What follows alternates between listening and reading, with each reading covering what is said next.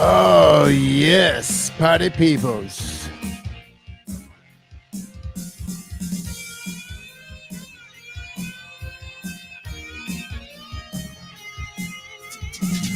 We're going to be talking about some Scream 2022 tonight. In-depth review. Spoilers.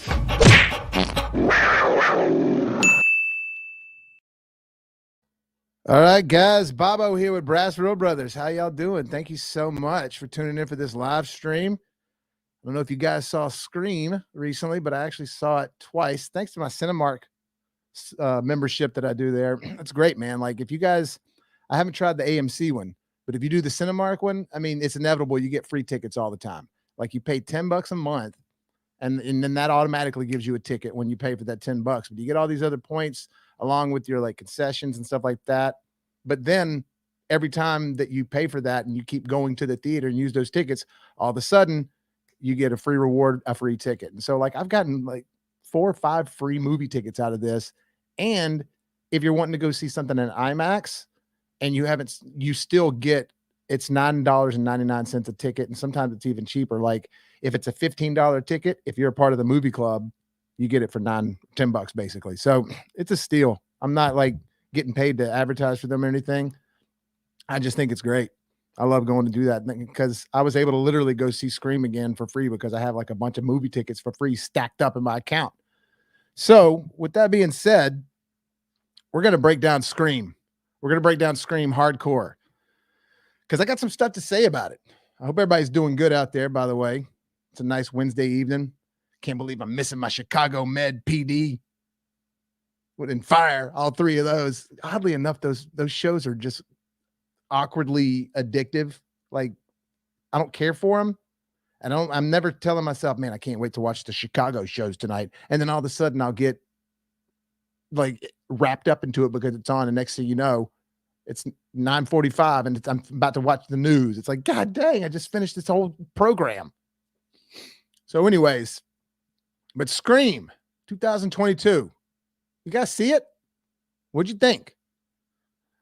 Because right now, you know, when I go see movies, I say if you see the movie the second time, one of 2 things that's inevitable to happen. You're either like it more or you like it less. I said this to my mom and my stepdad when we went to go see Die Another Day. And I saw it with them. They saw it the first time, and I saw it a second time with them, and I liked it better, a lot more. And I loved it the first time, but man, that second time, I was just like, all right, this movie solidified it. It's badass. And most movies, it's either better or worse the second time. Spider-Man No Way Home, I enjoyed it more the second time. However, Scream 2022 or Scream 5, whatever you want to call it, I enjoyed it less the second time. In fact, so much to where I think I'm going to lower my grade. I gave it a B-. It's an immediate C-, maybe even a D+. Now, I think I'm going to leave away from the D. I think I'm going to keep it at a C-. And look, this is going to be a weird, interesting review that I haven't kind of done before. I'm going to this is going to be full of spoilers because I got to break this down and pretty much tell you why I'm just not so sure it's even a good movie without the Scream content. There are a lot of things that are done well about it. There's a lot of great shots. It's professional looking for sure. It's nice and sleek and all that. I mean, it's definitely filmed well. And I like the characters in it too. There's nobody annoying in the movie, anything like that. I think the kills are excellent. The kills are probably my favorite part about the movie, but there wasn't enough of them. There was only like 5 or 6 kills. And look, I know sounds like a terrible deal. Like this is my complaint that I'm sitting here. It's like, I didn't see enough people get killed. And it's a horror movie. It's supposed to be entertaining. And that's what it's about. You know, I don't want to see like, 30 body count or something like that. But I wanted it to be, I don't know. I wanted it to be a departure from the original series. And it wasn't. I mean, one of the great things, I said this in my Straight Out of the Theater review, is one of the greatest things about the Halloween 2018 is that it did feel like something fresh and new and a departure. I got some comments right here. Let me see who I got chiming in. Oh, all right. I got my boy Andrew. This is my film partner, by the way, guys. We're working on our film Lake Court. That's in pre-production right now. But I'm actually in the process of trying to get a Kickstarter going for that. So be on the lookout. Lake Court. It's our own little kind of slasher in our own right, kind of like the way Andrew's been describing it as Halloween 1978 meets Scream 1996. But yeah, it was an original. We got Theo Black tuning in as well. How you doing, Theo? Saying he agrees with Andrew. Yeah, it just, with these guys that Matt Bettinelli Open and Tyler Gillett or Gillet, I mean, I'm not really sure how it's pronounced. With them doing Ready or Not, I was so pleased. I was so happy with that movie, and it was original. And the fact that you got that payoff at the end, it's like, oh, and this whole thing of them thinking that Satan's going to get them. Well, yeah, Satan kills them. It's awesome. I love that. This didn't bring anything new. Andrew, I'm gonna get some stuff in here. Theo, you say I don't agree. I thought they were lame. The kills. Well, okay. I thought first off, in the beginning, let me take this back. The kill in the beginning with I'm drawing a blank on her name. The girl that's in You. Oh my gosh, I love her, and I'm just drawing a blank on her name. Somebody help me with that. It'll come to me, but I love her. Jenna Ortega. I love her. I think that she's a great actress, and she did a good job in this. But that opening scene where he breaks her leg, or the killer breaks her leg, and then like stabs her through her hand and all that, I love that. I thought that was great. I like the kill with Wes with the knife through the neck. I liked the way, and we'll get to Dewey. I like Dewey. I like the way that happened, but I don't believe how it happened. I like the kill at the end with Richie. I thought his kill was really good. So I just didn't think there was enough of them. I thought that they were just not there, few and far between. And honestly, all of the kills weren't great either. Like the one outside by the car with what's his name that was a Nightmare on Elm Street remake, and he was Flash in Smallville. Wasted character, wasted actor, by the way, because he's an awesome actor, and they just threw him into this movie and threw him out. Theo Black says Ghost Ship first scene nailed it. Yeah, that is an awesome first scene. In fact, that's my favorite part of the movie. I like that movie, but that's my favorite part for sure is that opening scene. And I don't know. I'm with you though that the opening scene wasn't even a kill. Tara is the character that Jenna Ortega plays. She survives. It's like, how are you going to survive what I just saw? There's no way.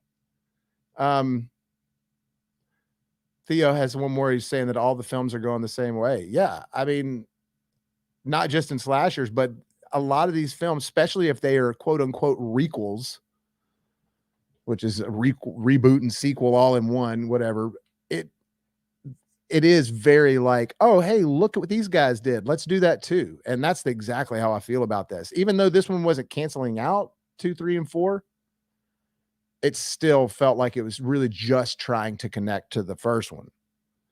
Which, so let me just go ahead and get into it, guys. Cause I got pictures loaded up and everything. So starting off with this first scene, which by the way, doesn't that look like the house in Nightmare on Elm Street Part 3?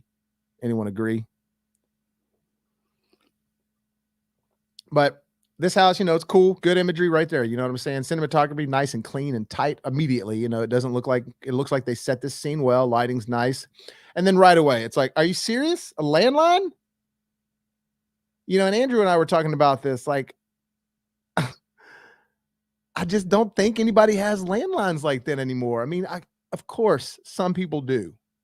Some people do have some landlines, but for the most part, unless you're a business or you're just a super old person, you don't have landlines anymore. And so he's talking to her on this landline, and he calls in immediately, and all this stuff that he's going over with, trying to fake her out and everything. And finally, he just goes over the same thing again and starts asking her scary movie questions and doing a contest, just like with Drew Barrymore in the first one. Now, right here, she's on the phone with her friend Amber, talking to the killer. We know it's the killer. She doesn't know yet. And then right away, she starts saying something about, like, she calls Amber's phone and she's like, Amber. And then right here, you see, this isn't Amber. Just like, maybe that's because I'm not Randy.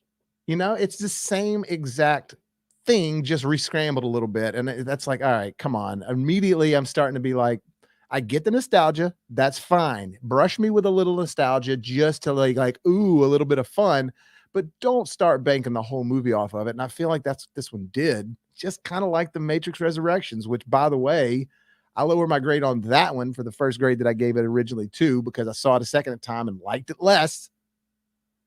So this one I saw it a second time and liked it less as well. Because others, and like I said, I liked the characters. I thought the actors were good. I thought, okay, let me take that back on the kills. I like some of the kills. Some of the kills I was really into. Like I really liked Wes's kill. I really liked, Jenna Ortega is what I thought was going to be her kill. And I like Richie's kill. But once you see all this on the screen with Jenna Ortega and all this going, it's just, it looks like they're trying to even make the house feel and look like the house in part one. And I just don't care for that. I need you to give me something. I want to be like, after the opening scene, like, this is what we're getting. This is going to be a Scream we've never seen before. But no, instead, it's the exact same thing we've seen to the T almost, to where there's nothing surprising about it. Now look, I like the cinematography of all this, because there's what right here, he's asking her bonus question, Tara. He's like, did I make it inside before that the doors were locked? Because you see that in the trailer, they're doing all this locking back and forth thing with the doors. And before she's able to answer the question, the killer just runs out from behind her. And I love that creeping out from the shadows and stuff. And that's great. But that's just stealing that from Halloween 1978. You know what I mean? So there's nothing really original about that. It's just using tactics. And I'm not saying that you have to be 1000% original every time you make something. A lot of times you are just stealing other people's art and doing it the way you want to do it. I mean, that's kind of what filmmaking and music and art is in general. But you have to make it your own somehow. And with those two guys that like I said, Matt Bettinelli Olpin and Tyler Gillett, the guys who did Ready or Not, I just had such high hopes from what they had already done to this. And not only was this like nothing new brought to the table, it seemed like a regurgitated Scream film. It seemed like a part 5. Halloween 2018 doesn't seem like a part 9 or whatever it is. I think technically it would be part 9 outside of the Rob Zombie 2. So it'd be part 12 technically, out with the Rob Zombies included. But it feels nothing like any of the Halloween films you've felt before, except it does slightly feel like the first one in tone, but it feels like David Gordon Green's movie. You know what I mean? This didn't feel like their movie. This felt like a Scream movie. And it felt like a sequel. It didn't feel like the first one either. And we all know that nothing's going to be as good as the first one. So look, I did think that the killer was brutal in this.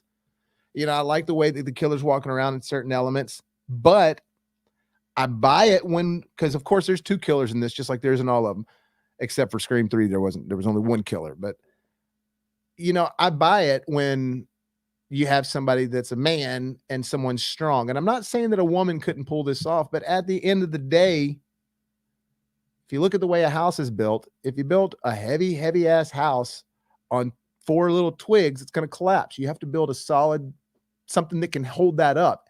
And I just don't believe that, like, let's say a tiny girl, because, all right, I'll go ahead and say it, because Richie and Amber are the killers in this. So this girl right here, the girl that was in Once Upon a Time in Hollywood, her and Jack Quaid, Richie, turned out to be the killers. Now, Richie plays the main character of this movie's boyfriend. Samantha is her name. That's this girl right here in the middle. Now, the whole thing is it turns out that she's Billy Loomis's daughter illegitimately. And that's a whole other thing. I'm not going to get into that, but that I kind of am okay with. I liked that story part. That element of the story I was fine with, but I didn't like how it all, I didn't like how it connected to the plot and the way that the killers wanted to kill Billy Loomis's daughter and then frame it on her. And anyways, we're going to get to that in a little bit. So one of the things that I didn't like about this opening part, and I'm going to start talking about some of the holes here, and forgive me, I'm going to be looking down at some of my notes, but if you remember when she's doing this deal, texting Amber, and this isn't Amber, she's trying to talk to Amber, and Amber is this girl, the girl from Once Upon a Time in Hollywood. Tara gets a video message that shows the killer filming Amber outside of her room. and you see the knife in front of the camera waving, point of view. And then you see like Amber in her room, like doing her hair in front of a mirror, classic stereotypical horror movie stuff. But then within seconds, the killer is at Tara's front door when she opens the door and it starts slicing her up. Now, unless there's 3 killers or Amber literally lives right next door to Tara, how is he going to remain on the phone with her and be filming Amber at her house? So you see what I'm saying? It doesn't make any sense. I don't like the idea that, this is the classic, the killer's in front of you and you turn around and he's behind you. You know what I mean? Like no explanation. This is some old Jason Voorhees, Michael Myers, 1980s shit that was like getting over the top. I need you to treat me like I have some intelligence here. And this was kind of treat me like I was stupid. I'm just supposed to believe this. So that's one hole right there that I didn't buy. So she's texting Amber, talking to Amber, or texting the killer on Amber's phone, who's filming Amber, but also is at the house at the same time because Amber's the other killer. It just doesn't make any sense. It's stupid. So that's the sort of the first main hole. Like I said, I'm going to kind of be going over some of my notes here. Oh, and the other thing, when Ghostface finally attacks her, whichever one it is, which I guess it was Richie, when he attacks Jenna Ortega,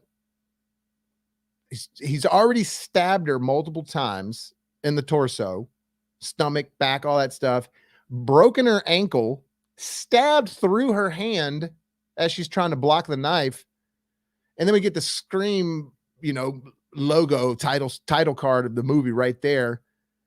And then we find out pretty quickly that she survived. I just don't believe, how would she have survived? So many people survive in this movie with brutal wounds. And I just don't get it. And like I said, I'm going to get to that. But immediately after, and this is another thing that I just don't get. Well, we get introduced to Samantha and Richie. And Samantha and Richie basically get a call from someone, from Wes, telling them, hey, your sister got attacked and you need to come down here or whatever. But her sister and her have been estranged for a while. And it's all because she found out at a certain age that she was Billy Loomis's daughter. And so she abandoned her sister Tara and the whole family.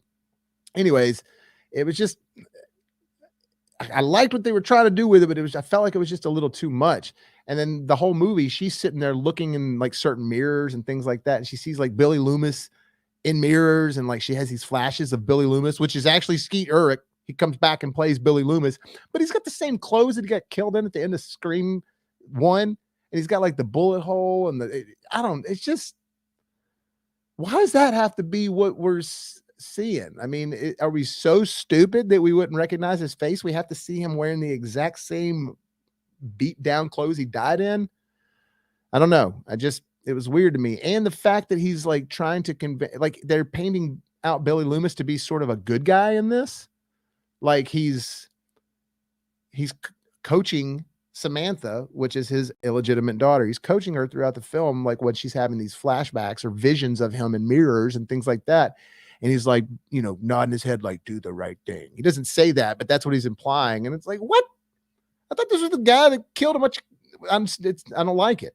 I just don't like it. The more I'm thinking about this, it's really bothering me with this movie. And at first I had a lot of fun with it because it was a slasher, and I still had fun with it watching it the second time because it is a slasher and it's got that vibe about it. But that's all that I was doing with this movie, was having fun. God, when I was in that first Scream in 1996, it had been a long time since I felt that way in the theater over a horror movie. You know what I mean? Like, I say it a long time in the theater. I hadn't really seen the ton of horror movies in the theater at that point because I was in high school. But even then, watching horror movies at my house, they started to get just kind of, they're dead now. And Scream was just such a breath of fresh air. This did none of that for me. If anything, I was just constantly pointing out, why are y'all making this so similar? So then they go see Tara at the hospital. All right. So Samantha and everybody's going to see her. She goes and takes a break in the break room, and the killer just attacks her in mid daylight in the hospital where they got cops everywhere. I just don't believe that. It's stupid. And this is also Woodsboro. Remember, all these murders have happened here. Why is everybody just like, oh, do? What do you mean? Somebody attacked you in mid broad daylight in a hospital? Stupid. So because of all that happening, they end up being like, you know what? We need to go see Dewey, which they do. They go see Dewey, and he's all run down. He's heartbroken over Gail Weathers. They're not together anymore and all this shit. So he watches her on the TV and stuff like that. Well, they show up and they want to talk to him. And he decides to help him out after a lot of convincing. They tell him the whole Billy Loomis thing and stuff like that. He starts immediately accusing Jack Quaid, being like, he's probably the boyfriend. But then he's just going over the rules. And that's the thing. Dewey starts being like the Randy guy again in this, as far as explaining there are rules you have to follow and all that. And it's just like, I was really hoping that this self-aware horror movie thing would have been toned down in this. But if anything, they played it up like they've never played it before. They just way overdid it. We'll get some comments here. Andrew says it was always going to be difficult to replicate everything Scream 1 was with newer technology, etc. Yeah, I mean, I know what you're saying as far as like the landline and cell phones and stuff like that. There's still a way to do it, man. There's still a way to do it. I mean, I don't know. I think that there's definitely still a way to make a good scary movie. You just have to be crafty about it. And this one to me wasn't being crafty. It was just pulling a bunch of tricks that they had seen in other movies, and then, like I said, re-scrambling them a little bit. And so now that they're talking to Dewey a little bit, Dewey, after they leave, he decides to call Sydney. So you see Sydney for a second talking to him, and she's like, of course I own a gun. I'm Sidney Prescott, all this stuff. He's like, don't come here. He texts Gail, don't come here. And then, and they also showed that she has kids at this point. She's, walking her kid in the stroller and stuff like that. Then we don't see her for a little bit. We see Dewey. We see Gail come in a little bit because Gail's a reporter and, she's on the scene now and stuff like that. Dewey and her divorced. But like I said, we get, what's his name from the Nightmare on Elm Street trailer or the remake. And I can't ever remember his name. I'm so bad with it. I wish I was better. But I think he's a phenomenal actor, and he just gets killed immediately. And it's like, why wouldn't you have him in this a little bit more? Like, he was a character you were supposed to hate. He was supposed to be kind of a douchebag. I mean, he has like maybe 2 or 3 sentences of dialogue in this movie. And I don't know. It's just like, if you're going to get somebody that's slightly famous that we already know, maybe kill him off in the beginning as the opening kill of the film or something. But like, you just got this guy that's had a decent career and played some cool parts, and I like him. And you just throw him in and have him as somebody to get killed. And that's another thing. This person, I guess, was related to people from the past, but it just seems so out of place for this person to get killed. And it just seemed like they added it in to add another kill in the movie. So this part right here, the kill wasn't even that great. He just stabs him in the neck real quick and he falls down and bleeds out. It's like, okay, I've seen that 1,000 times. So now at this point, they start trying to introduce you to more of the friends. And there's a scene where it goes straight down to the high school, like it's showing the sky, and then the camera pans down to the high school, and they're all at this picnic table chilling and talking. It's the exact same thing as them at the fountain in part 1. And they literally are trying to like make quippy, funny comments, and their vocabulary is way too big for any high schooler that would ever use that type of vocabulary. And again, it wasn't a cool way for us to get introduced to these characters. It was the exact same way they did it in Scream 1. And I just don't want to see that again. Now, look, one could argue they did that in all the Friday the 13th movies. All the Friday the 13th start off with them telling people a story about what happened on Camp Crystal Lake. And they're at Camp Crystal Lake, and they're at the campfire telling what happened years before. And they do that every movie. But those were Friday the 13th movies that arguably had started to sort of be laughed at pretty early on in the franchise. You know what I'm saying? Like, it was just different. The Scream movies were something that people kind of count on to be somewhat clever in a way. And just, I just didn't feel like that was. See what Andrew says. The Scream franchise has become all about what the first one was, and as if it's going away from that form that wasn't acceptable or something. Yeah, you're right. It's like they were afraid that people were going to be like, but you didn't did the who did it thing. And that's the thing. They try to focus on so many like red herrings, but I don't want to be thinking, oh, look at that. The camera's pointing at them. Did they do it? Oh, and the camera points at someone else because their head turns a certain way and they're looking at somebody weird after what this person just said. Did they do it? And it's like, I want to think someone did it because you're reeling me into some storylines that are really like starting to be gripping. I don't want you to just use those same old tricks and just look left and right and just like point to this person, add some music so the audience thinks maybe they did it. So, I mean, they literally just start going to the characters. Everybody has a line. They even start accusing each other, like really early on. They literally start accusing each other. They're supposed to be best friends, and they're immediately just starting to turn on each other. I mean, like this scene right here, they start accusing each other. So that's another thing. This guy right here on the left, for some reason, I can't remember his name. And then his sister right here are Randy's nephew and niece from the movie. Now, that's all good. That's fine. And even Martha, who played Randy's sister in part 3, is in this again, and she's got 2 kids and they're all grown up. And so like this one right here, this girl is actually the new Randy. She's like a horror movie nerd. She knows everything and she's just like super savvy on it all, but it's a little too savvy. And that's another thing. Man, I'm really bashing on this movie now, aren't I? And I'm not trying to, because I don't hate it. It just was a disappointment. Because of the love that I have for Scream. But at the beginning, or excuse me, sorry, I was going back to talking to this girl who's like Randy. But yeah, at the beginning, Tara, Jenna Ortega's character, while she's talking to him on the phone and everything, he's asking her questions about horror movies, and they start referring to like modern horror, and they even mention like It Follows and Hereditary, things like that. And they refer to it as elevated horror, Get Out with Jordan Peele. I mean, they refer to so many different things.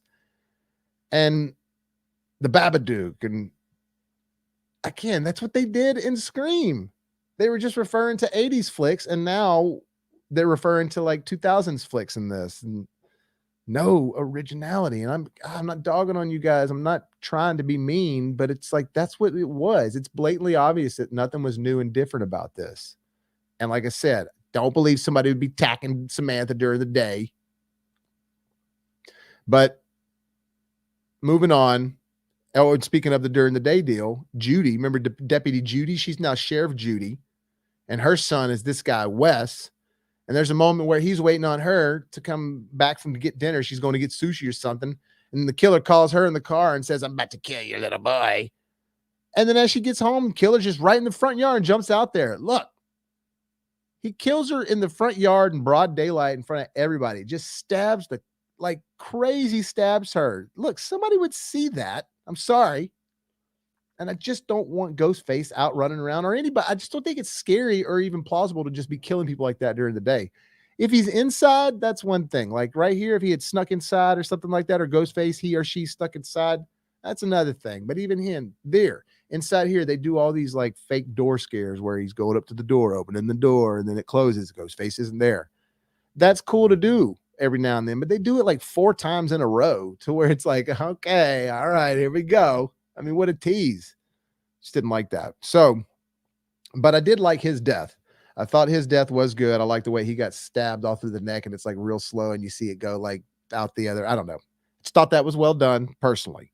I know, Theo, you didn't think that was well done, but I liked it.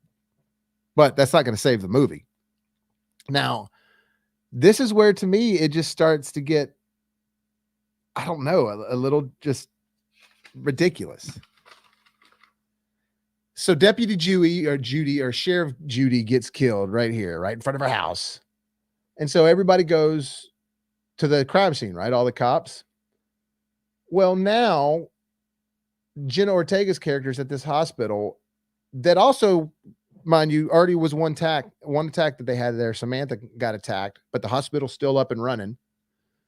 Now Jenna Ortega's in here and Ghostface is in there and shut down all the lights in the hospital, and nobody's doing a damn thing about it. You mean to tell me because Deputy Judy or Sheriff Judy got killed that every single person of any sort of authority left that hospital, including all the doctors and nurses? Now, they do show one cop that she walks around the corner after she sees this cop dead on the ground. But again, one cop. What about every single other person working at this hospital? It's just stupid. And again, this is in Woodsboro, the town of the Woodsboro murders. Why would it be like that? It doesn't make any sense. And these are the things that take me out of the movie. You can have certain things occasionally. But when you constantly have continuity issues and loopholes and just things that would never, ever happen, I'm okay with somebody surviving a gunshot head to the wound because that's that 1%, 99 out of 99, whatever chance that they would survive. But there's no way that every single person's going to leave a hospital, a hospital with patients. It's just stupid. It's not going to work. Andrew says it's like they were trying to clown on supernatural horror films or elevated horror films, saying it sounds boring, etc. All the while not being original and following the same formula. Yeah, I mean, they contradict themselves with the statement they make in that movie for sure. So going back to the hospital deal, not only do I not believe that the hospital would just shut down like that, nobody would do a damn thing about it, and it would just be that easy. But then Ghostface starts creeping around, right? Dewey starts getting there and creeping around too, and look, while there are really cool visuals in this hospital, and I understand a dark lit hospital makes for a great horror movie. I get it. Halloween 2, the original Halloween 2 from 1980. That's one of the reasons that's so badass, because it's the imagery of Michael Myers, his silhouette creeping through the hallways of a dark hospital. It's cool. But this is just not what would happen. Now, when Dewey gets in there, starts trying to save the day with the killer attacks him, obviously, and Dewey gets it. Yes, Dewey dies in this movie, and it ain't one of those ones where it's like he might come back. Now, he gets like straight up gutted, like in the back and in the front, and the killer's like practically lifting him up, and it's supposed to be Amber, the one that's doing it at this point, because Jack Quaid is in the elevator pretending to be attacked with them by the killer. So right here, this is definitely Amber, the girl, doing it. I just don't believe that she'd be able to pick him up with 2 knives like that and start gutting him and overpower him and all this stuff. I'm sorry. Not saying that women aren't strong and resilient. Women are way better than men, always have been. They're smarter than men, all that stuff. But women are beautiful and frail sometimes, and sometimes they're just a little bit more delicate than men. Men are just more brawny, and I just don't believe that this little high school girl, Amber, could overpower Dewey like that, much less all these other guys. So it's just my thing. I have to believe that it could happen somehow like that. Like I said, I can overlook, somebody surviving a gunshot wound to the head or whatever, things like that to suspend disbelief. But there's certain things you just have to be practical and realistic on, and that just ain't realistic to me. It just doesn't seem like it would work. It seems like Scooby-Doo, And like, and I would have got away with it too if it would have been for you kids. That's what it seems like when you see now. It's like, oh, it was her? Are you serious? Now, Jack Quaid's character, I believe that he could be the killer. But see, here's another scene right here in the hospital. This is where I'm showing you that Jack Quaid, which is the one getting attacked right there, Dewey and Jenna Ortega, they're all around right now. That's Amber in the Ghostface costume. So I just ain't no way that she's doing that. Sorry. So by the time all this has gone down, after Dewey dies, that's when Sydney finally shows up, because Sam and them had this attack in there. And now, mind you, Sydney shows up to talk to Sam at the hospital that Dewey just got slaughtered and gutted out. But, oh, yeah, it's still up and running. No problem. They're just letting people in and visit everybody. I mean, what the hell? That's just not how hospitals and crime scenes work. That place would completely be shut down, at least the sector of everything, and there'd be cops everywhere, and any single person be walking to that hospital, they'd be questioning. Even if they would let them in, they probably wouldn't let anybody in. It's silly. That's the kind of stuff that takes me out of this. Oh, it looks like I got a bunch of love face online strips without clothing. All right, cool. I wonder how. You always got to love it when you got some horror tuning in, right? I mean, if you're stripping online without clothing. Anyways, back to Scream. So, and Andrew, by the way, you sent me a thank you, and I'm assuming you're meaning about the hospital stuff. I'm assuming. So, once Sydney gets there, with Gail, like I said, to this hospital. They're just letting everybody walk around in, but somebody just got murdered there. And Jenna Ortega's character, Tara, got attacked there, and she's all bloodied up. Gail and her decide to go try to kill her. They're like, you know what? I'm going to kill the killer. We're going to do it. And they try to convince Samantha right here, this is your life now. You're turning into what my life was. She's like, no, I'm getting out of Woodsboro. He's like, no, I'm going to try to kill this guy. And she's like, no. So they put a tracker on her car and all that stuff. And they're like, yeah, let's go kill this son of a bitch. Look, I don't buy that Sidney Prescott, after everything that she's been through, when this actually is not really having anything to do with her. She just came to town to visit with Gail because Gail lost Dewey. I could see why Dewey wanted to get involved, because he's at a wit's end of his life. He lost his wife. He's at the end of a bottle. They show that he's a bad drinker and stuff like that. So I could see him sort of like, this is my chance to redeem myself. And it is his hometown. And he was the deputy back in the day and sheriff dealing with this. So there's something there.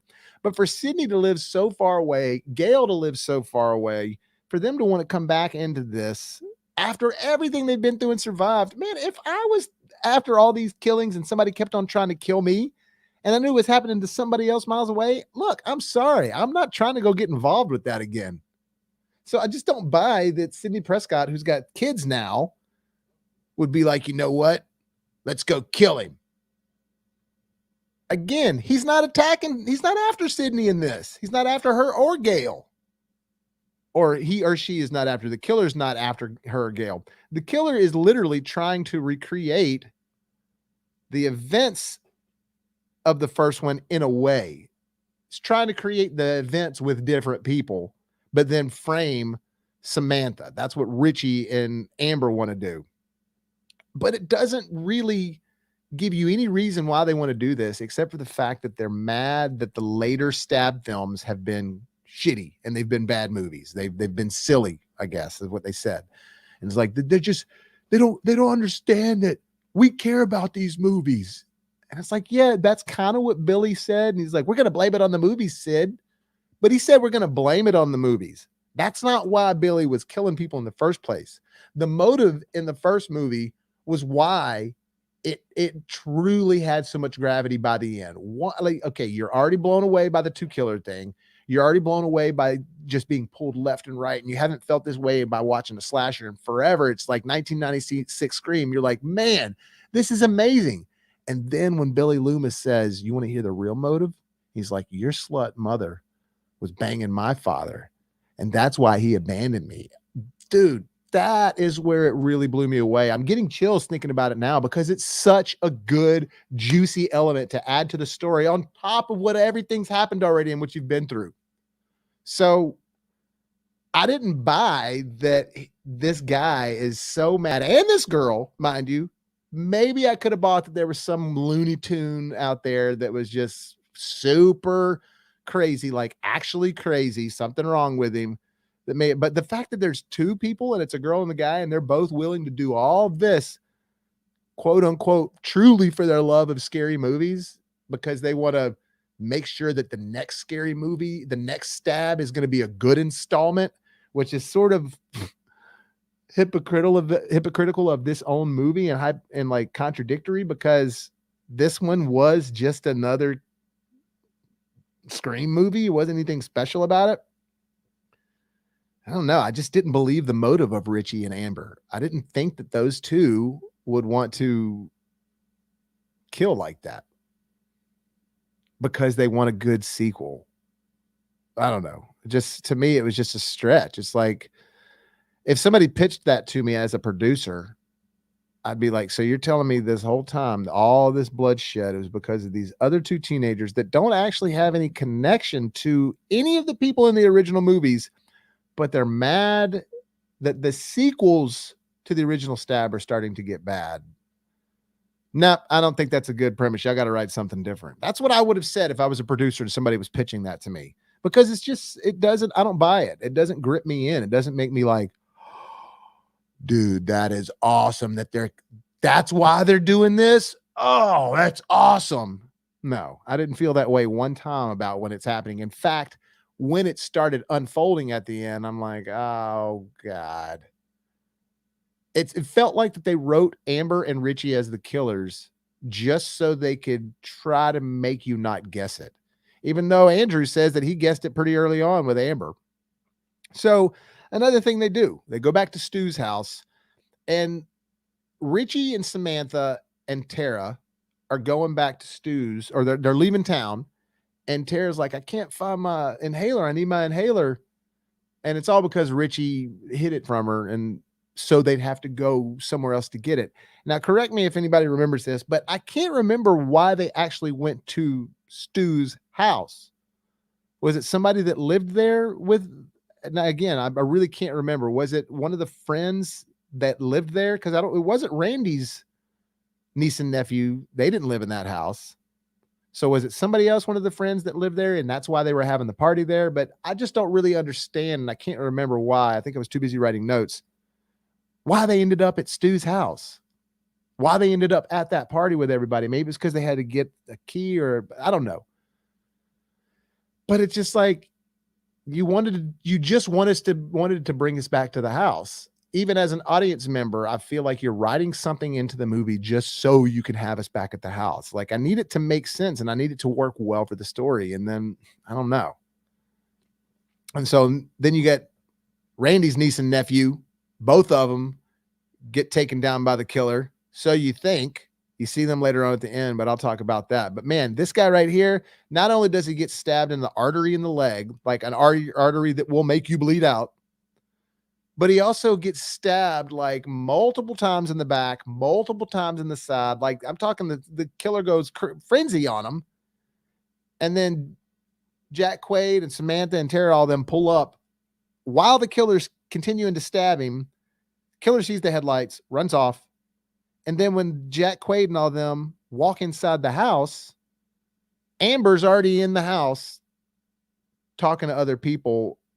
And the only two killers are Jack Quaid and Amber. And Jack Quaid is Richie. Sorry, I keep saying that.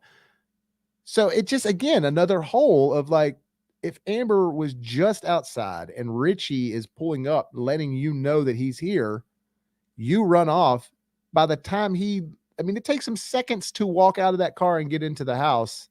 She's already out of the ghost face costume. She's already out of all these other things, which maybe she had the bulletproof vest on still too, because she had a bulletproof vest on when she killed Dewey, because Dewey shot her. Okay, this is another thing, and I'm backtracking here, but when wrong one. So when Dewey's going back and walking back up to the killer. So first he shot the killer in the chest a bunch of times. They go to the elevator, and they're about to leave, and he's like, no, it's the head. Always go for the head. And he starts walking back real slow towards the killer. And then right as he's about to shoot the killer, his phone rings and the killer stands up and starts stabbing him. It's like, Dewey, have you not been through this 4 times already? Why did you? That was the silliest, cheesiest, stupidest cliche thing I've ever seen in a horror movie. In fact, it pissed me off. It made me mad that that's how he died. Man, I wanted him to go out like just at a blaze or something, and like really sacrificing himself or something like that if he had to die. But that's another thing. I think it would have been so much cooler, and you would have something set up for another sequel in a cooler way if Sydney and Gail would have died. Can you imagine if Dewey would have been the one to survive after all this and he's like really pissed? And then we have something that we can write with after that. We have a character that we can do something with. But Sydney and Gail, God love them. I love them in these movies. They're a part of it. They're a part of everything. I'm not sure that I want to see them in another Scream movie. And again, I don't buy that their characters would care enough about these things to keep doing stuff with these Scream movies or with these killers to try to go after them. And again, unless the killer was specifically coming after them, but he wasn't coming after them in this movie. I don't know. It would have been better if Gail and Sid would have died. It would have been more poetic. It would have been like, but Dewey dying, it's like, yeah, we kind of know maybe that was going to happen. I would have been more surprised if those two would have died, Dewey would have stayed alive. And now you got this vengeful older man who's lost everything. As much as he's tried to be a good man, he's lost it all. Then you have a character that you can move the franchise on with and write something awesome. That's just my opinion. But I really think that that's what should have happened. So anyways, again, Dewey's death not only was it not the way I would have rathered him stay alive and Sid and Gale die, but I also think that his death was sort of like lackluster and disrespectful. You didn't go out in a good way, and he was stupid. It's like I said, you've done this 1,000 times, Dewey. You should know this by now. You should have shot him way far away. Anyways. So by this point, by the end of the movie, they are truly just creating the end of the movie in front of your eyes and just re-scrambling it a little bit. That's really what they're doing. Sid's walking into the house. You're seeing all these things that are extremely familiar. They're going down in the basement. You've got Jack Quaid doing the "I'll be right back." I mean, you have all these things that are definitely straight from the original movie. It literally feels the same. Now, some things start to change at the end. And basically what happens is Jack comes down from the upstairs. Jack Quaid, excuse me. Richie comes down from the upstairs while Ghostface has been fighting with Sydney, been fighting with Samantha. Finally, Samantha gets the upper hand and has the gun on Ghostface and Sydney, and Richie's coming down there and he's like, good job, good job. And then he takes a knife out and stabs Samantha. Now, this is where it starts to really piss me off. He stabs Samantha with a knife that's like this long, straight into the stomach, and then twists it and then like slightly lifts her up a little bit. Look, that's a kill wound. That's a wound that's literally going to make you start bleeding out. Like, that's a hard one to save. I'd really be, I mean, it'd be impressive if anybody could survive on the way to the hospital with that type of wound, much less the rest of the movie and be a hero of the film. So that happens. Then Sid gets stabbed like crazy. Again, in the stomach. Remember, she's been stabbed before. Gale gets shot in the stomach. She's been shot before. And they go through this whole thing where Jack Quaid is trying to frame them all in the kitchen, just like they did in the first movie. But instead of having the dad duct tape in the room, they have Tara, the sister, duct tape in the room. And then all these other things happen to where Tara ends up saving the day, but not before all of them get all beat up. Like I said, remember, Samantha got stabbed in the stomach, knife twisted hardcore, and then he starts like ripping it up a little bit. But then now when Sid gets stabbed, Samantha runs over to her and it's like, oh, come here. And it's like she's still fighting and she's still doing all these things. And it's like she would be dead. I'm sorry. Like, again, I can believe that 1% chance that someone getting shot in the head would survive. But like this whole like gutting someone, I mean, I didn't buy it. So all the shit goes down and they end up winning. They end up killing them both. One of the things I do like is Amber, the girl that from Once Upon a Time in Hollywood that caught on fire by Leo DiCaprio with that damn flamethrower. Awesome, dude. This is her in this movie, and it straight up caught her on fire just the same way. She's running around screaming. And I'm wondering if it was some sort of homage to the movie itself, because in this line, they use a line of passing a torch. And that's the same kill with the same girl from Once Upon a Time in Hollywood. So I don't know. I feel like that was some sort of homage. And I did very, very much enjoy that part. That was a lot of fun. You know, you're just like, oh, damn, she got burned up in 2 movies. Let's see, I can get a, yeah, now I'm getting weird comments. Somebody's like hacked my account or something. I hope everything's all right. So I did like the end finally when Samantha gets Richie. It's really cool. His kill scene is awesome because she does this cool throat slash and then she stabs the hell out of him. I mean, just multiple times, and it's great. And I love all of it, but it's so cheesy right beforehand because she's like, you forgot one thing. Never mess with the serial killer's daughter. It's like, what? Who says that? That's not a saying. It's not a phrase that people just chime out. You know, it's not something Bruce Willis would say in Die Hard. And again, this whole time she's looking in the mirror, seeing Billy kind of like, do the right thing. You've got this. In his shirt that he died in and Scream 1. I don't know. It's just silly. And so you start seeing all these things like this, like the perfect movie villain. I don't agree. Genius. I don't agree. F me. Wow. Scream delivers. In some ways, but not really. I'm sorry. 100% terrifying? It wasn't. Mind-blowing twists? They're not mind-blowing. They were just twisting to be twisty, in my opinion. And again, I'm not trying to be hateful, but I mean, I have to be honest about this movie because this franchise is huge for me. Even I honestly have liked them all pretty well. And now I was even thinking that this one I liked better than part two, and part two is my least favorite, but I think I might like this one less than part two now. Now, I will say this. It was brutal in moments. It was. I did like the way Ghostface was at certain times. But overall, I just think it didn't bring anything new to the table. We get to see cool things, kind of like we see more scenes of Stab, the movie, where they're recreating scenes that we actually know from the real Scream movie. And it's showing like the Randy character. There's certain rules to a heart, and it's like, that's kind of cool. But again, it seems gimmicky at this point. It was awesome when you saw it in Scream 2 and it's Luke Wilson and Tori Spelling playing Billy and Sydney. But when you see it in this, it's like, oh, look what they're trying to do again. And it seems silly to me. I didn't buy it. But then there's a scene within a scene. Like they're showing the scene from Scream when the killer's like walking behind Randy and Randy's passed out on the couch watching Halloween. They're like, behind you. They do that again, but they use the Stab version of that scene in this while it's really happening to Randy's niece while she's on the couch watching that scene in Stab. It's just like double meta. It was just like a scene within a scene within a scene. It's like, I don't know how much of that I can take anymore. This whole like nostalgia sort of gasm, I'll call it nostalgia gasm. I'm over it. I'm just over it. I don't want that anymore. I want newness. I want originality. I want to see something that adds to the lore. And look, if comic book writers have been able to do this for decades, we can do this in movies, guys. We can make this better. Again, there are things about this movie that are enjoyable. It's a fun slasher. You can have some fun with it. But it is that. It's a part 5. It feels about equivalent to Friday the 13th part 5 to me, which I have fun watching.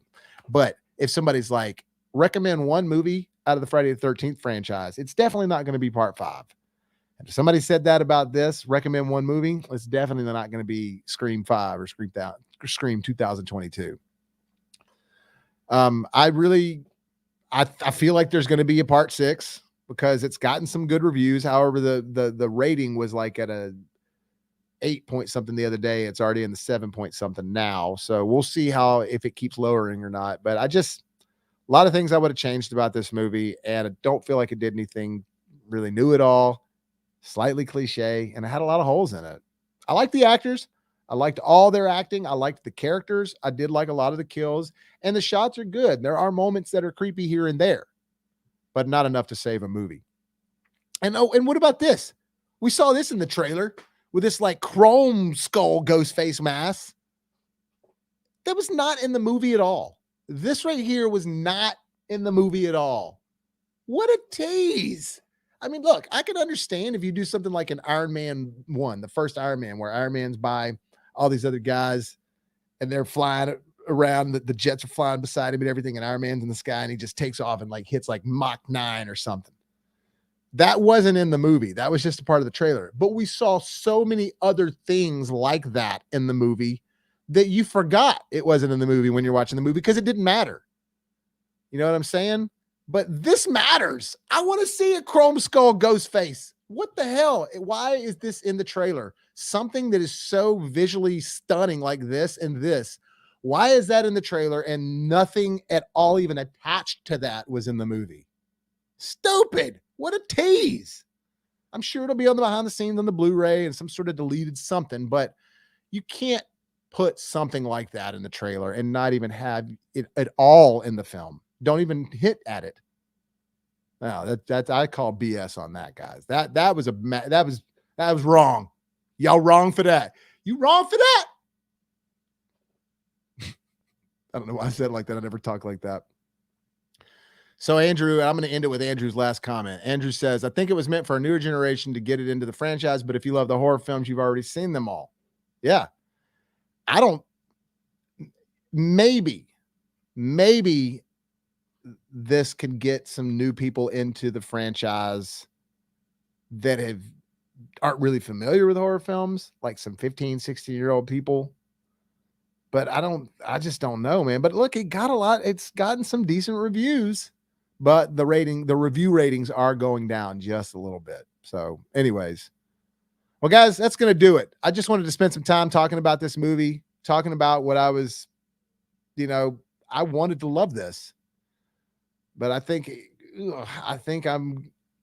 it's definitely a C minus, maybe a D plus. I just can't decide right now, but there's too many holes, and it's just practical things that are ruining it for me. And the fact that which to me just wasn't all that new. Again, it's not like it was badly filmed. It wasn't badly directed. The actors were great. I mean, a lot of the things I really did like, but the core of it, which is the story, it's a Scream movie, just didn't deliver. So in my opinion, so we'll see what part 6 holds if they make it, but I'm sure that they will. I'm almost positive that they will. Well, guys, look, that's going to do it. Thank you so much. I really appreciate y'all tuning in. Look, tomorrow I got an Amazing Spider-Man 1 and Amazing Spider-Man 2 discussion with my buddy Esmaniac. We're going to be doing that probably around 1 or 2 tomorrow. So y'all definitely should be checking that out. That's going to be a lot of fun. Spider-Man's huge right now. So we talked. I did the trilogy discussion with him on the Sam Raimi ones. So I was like, you know what? Garfield deserves his, especially since No Way Home was so good and was so well received. And they might be doing a Andrew Garfield Spider-Man 3, Amazing Spider-Man 3. So we'll see.